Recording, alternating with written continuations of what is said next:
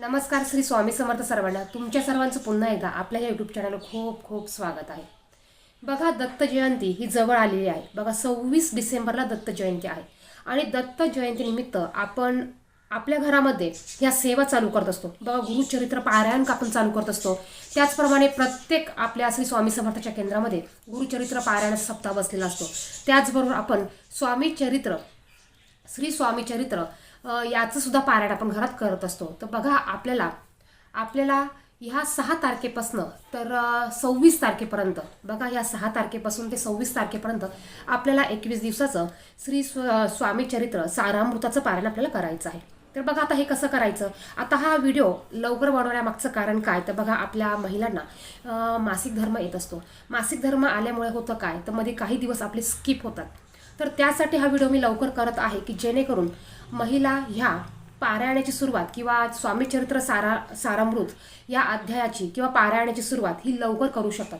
आपल्याला 6 तारखेपासून हे पारायण करायला चालू करायचं आहेच, पण ज्यांना असं वाटत असेल की आपला मासिक धर्म येणार आहे त्यांनी हे पारायण जरा लवकर चालू केलं तरी चालणार आहे. यासाठीच हा व्हिडिओ मी लवकर करत आहे. तर बघा, ज्यांना असं वाटतं की आपली मासिक धर्माची तारीख ही मध्ये येईल, आपले काही दिवस त्याच्यामध्ये जातील, तर अशा महिलांनी हे पारायण आजपासून, उद्यापासून किंवा जेव्हा हा व्हिडिओ बघाल तेव्हापासून चालू करू शकतात. तर बघा, आपल्याला स्वामी चरित्र सारामृताची पारायणाची सुरुवात ही 6 तारखेला करायची आहे.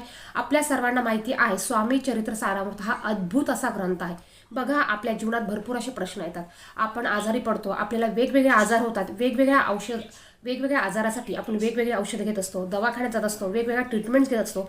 पण आपल्या आयुष्याचं, आपल्या जीवनाचं आयुष्य जर का आपल्याला सुरळीत चांगलं करायचं असेल, आपलं आयुष्य हे आपल्याला जर का चांगलं घालवायचं असेल, आपल्याला सर्व संकटांना तोंड देताना पाठबळ आपल्याला चांगलं पाहिजे असेल किंवा आपल्याला स्वामींचं पाठबळ हे आपल्या पाठीशी पाहिजे असेल, तर या सर्वांमागचा एकच उपाय आपल्याला आहे, तो म्हणजे स्वामी चरित्र सारामृत.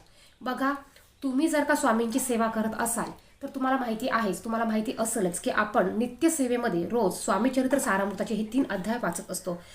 त्याचप्रमाणे आपण 1 माळ किंवा 11 माळ श्री स्वामी समर्थ या मंत्राचा जप करतो. त्याचबरोबर 11 वेळा किंवा 1 वेळा आपण तारक मंत्राचा जप करत असतो किंवा तारक मंत्र आपण म्हणत असतो. याचप्रमाणे आपल्याला 6 तारखेपासून 21 दिवसाची ही सेवा करायची आहे. बघा, 1 ते 21 अध्याय स्वामी चरित्र सारामृताचे 1 ते 21 अध्याय म्हणजे 1 पाठ आहे. असं आपल्याला 1 पाठ हा दररोज करायचा आहे. असं तुम्ही 21 दिवस जेव्हा करताल तेव्हा तुमचा 21 दिवसाचं पारायण हे कंप्लीट होणार आहे. आता बघा, हे कसं करायचं. तर बघा, हे करताना काय नियम पाळायचे. तर तुम्ही हे सारामृत याचं जेव्हा तुम्ही पाठ किंवा पारायण चालू करताल तर त्यासाठी तुमची इच्छा कुठली असू द्या. बघा, प्रत्येकजण काही ना काही इच्छा घेऊन ही सेवा करत असतं की माझी ही इच्छा पूर्ण होऊ दे, माझा हा प्रश्न सुटू दे, किंवा कोणाची किती कठीणातली कठीण इच्छा असू द्या, त्यासाठी तुम्ही ही सेवा करत असतात. तर बघा, तुम्ही ज्याही कारणासाठी सेवा करत असाल, आता काही जण त्यांना मूलबाळ होण्यासाठी ही सेवा करत असेल तर त्यांना ब्रह्मचर्य पाळून चालणार नाही. तर ही सेवा करताना आपल्याला ब्रह्मचर्याचं पालन करायचं नाही. जसं आपण गुरुचरित्राचं पारण करतो, गादीवर झोपायचं नाही, जमिनीवर झोपायचं, याला असं काही बंधन नाही. फक्त तुम्हाला परान्न वर्जित करायचं आहे. त्याचप्रमाणे 21 दिवस तुम्ही मांसाहार करायचा नाही. आता तुम्ही म्हणाल आमच्या घरात मांसाहार चालतो किंवा आमच्या घरात आम्हाला नॉनव्हेज आमच्या घरासाठी करावं लागतं, तर बघा, तुम्ही तुमच्या घरच्यांसाठी बनवून देऊ शकतात, परंतु तुम्ही 21 दिवस नॉनव्हेज खायचं नाहीये किंवा तुम्ही जोपर्यंत हे पारायण करणार आहात तोपर्यंत तुम्हाला नॉनव्हेज खायचं नाहीये. अगदी साधे सोपे नियम आहेत. याचबरोबर तुम्ही हे पारायण कधी करायचं. बघा, सकाळी तुमची देवपूजा झाल्यानंतर तुम्ही हे पारायणाला बसू शकतात, तुम्ही दुपारी बसू शकतात, तुम्ही सायंकाळी बसू शकतात. म्हणजे दिवसभरात तुम्हाला जोही टायमिंग मिळेल त्या टायमात तुम्ही हे पारायण करू शकतात. तुम्ही बघा, जर का तुम्ही एक टायमिंग ठरवून घ्या आणि त्या टायमाला जर का ही सेवा केली, हे पारायण केलं, तर बघा याचे रिझल्ट, याची फळ तुम्हाला चांगले बघायला भेटणार आहे. आता काहींना लहान मुलं असतात, त्यांना त्याच टायमात किंवा एकाच टायमात बसायला जमत नाही, त्यांनी त्यांच्या हिशोबाने हे पारायण केलं तरी चालेल. फक्त आपल्याला 12 ते 12:30 या वेळात हे पारायण करायचं नाही, कारण त्या टायमाला स्वामींचा किंवा आपल्या दत्तांच्या भिक्षेचा टायमिंग असतो. त्यामुळे 12 ते 12:30 ह्या वेळात आपल्याला हे वाचन करायचं नाही. आता ज्यांना लहान मुलं असतील, बघा काही वेळेला काय होतं, लहान मुलं असतात, झोपलेली असतात, रडतात किंवा त्यांना भूक लागलेली असते, मग डिस्टर्ब आपल्याला थोडं होतंच. तर मग अशा महिलांनी काय करायचं, तर बघा, त्यांनी अर्धे अध्याय हे सकाळी वाचले तरी चालतील आणि अर्धे अध्याय यांनी हे सायंकाळी वाचले तरी चालणार आहे. किंवा मध्ये तुम्हाला जर का मुलांसाठी उठावं लागलं, तुमचं खूप छोटं बाळ असेल, तुम्हाला उठावं लागलं तर तुम्ही मध्ये उठू देखील शकतात.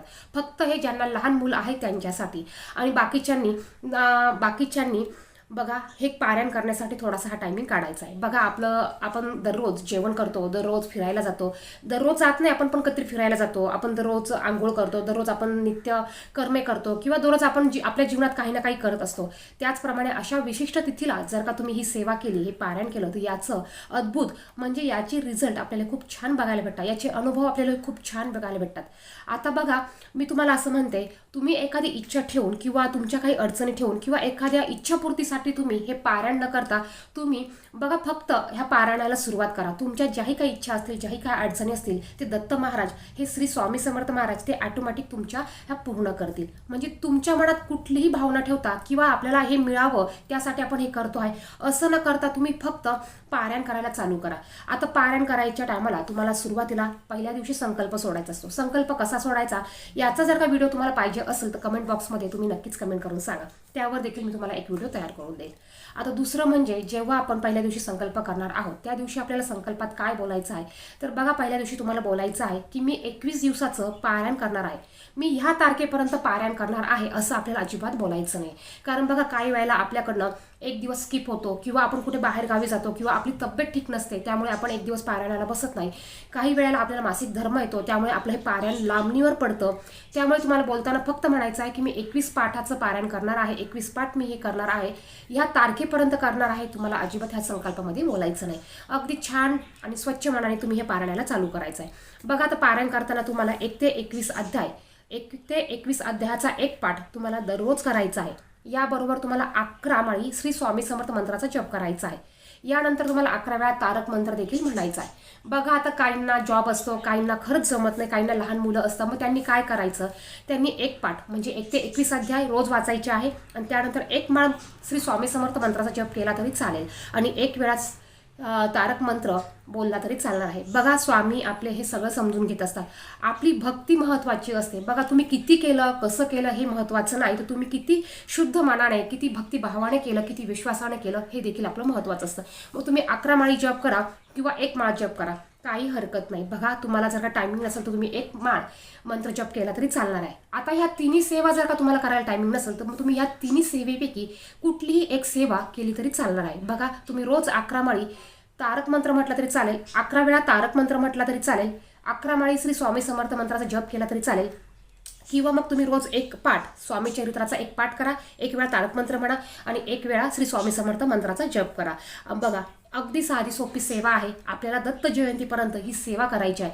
आणि बघा जर का तुमच्याकडे स्वामी चरित्र सारामृताचं पुस्तक नसेल तर ते तुम्ही आत्ताच आणून घ्या. काय होतं ना, नंतर तुम्हाला हे अवेलेबल होत नाही किंवा ते तुम्हाला भेटत नाही किंवा तुमच्या केंद्रामध्ये ते संपलेलं असतं.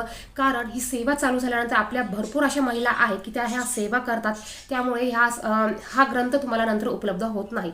तर तेव्हा तुम्ही आत्ताच हा उपलब्ध करून घ्या. तुमच्या जवळ जिथेही स्वामी समर्थांचं केंद्र असेल तिथून तुम्ही हा ग्रंथ मिळवून घ्या. आणि यानंतर बघा आपल्याला दत्त जयंतीपर्यंत गुरुचरित्र पारायणाचा सप्ताह देखील करायचा आहे किंवा गुरुचरित्र पारायण देखील आपल्याला करायचं आहे. तर बघा तुम्ही आता श्री स्वामी समर्थ चरित्र सारामृताचं पारायण करायला चालू करा. बघा तुम्हाला व्हिडिओ सांगितलेली माहिती आवडली असेल तर व्हिडिओला नक्कीच लाईक करा आणि तुम्ही जर का माझ्या चॅनलवर पहिल्यांदा आलेला असाल, नवीन असाल तर चॅनलला देखील सबस्क्राईब करा. याचबरोबर तुम्हाला सांगितलेली माहिती कळाली नसेल किंवा तुमच्या आणखीन इन्क्वायरीज असतील तर त्या देखील तुम्ही मला कमेंट बॉक्समध्ये विचारू शकता, त्याचं उत्तर द्यायचा प्रयत्न मी नक्कीच करेन. याचबरोबर तुम्हाला स्वामी सेवेत यायचं असेल, तुम्ही नवीन स्वामी सेवेकरी असाल आणि तुम्हाला जर का स्वामी सेवेची काहीच माहिती नसेल तरीसुद्धा तुम्ही कमेंट बॉक्समध्ये मला प्रश्न करू शकता, त्याचं उत्तर मी तुम्हाला नक्कीच देईल. धन्यवाद. श्री स्वामी समर्थ.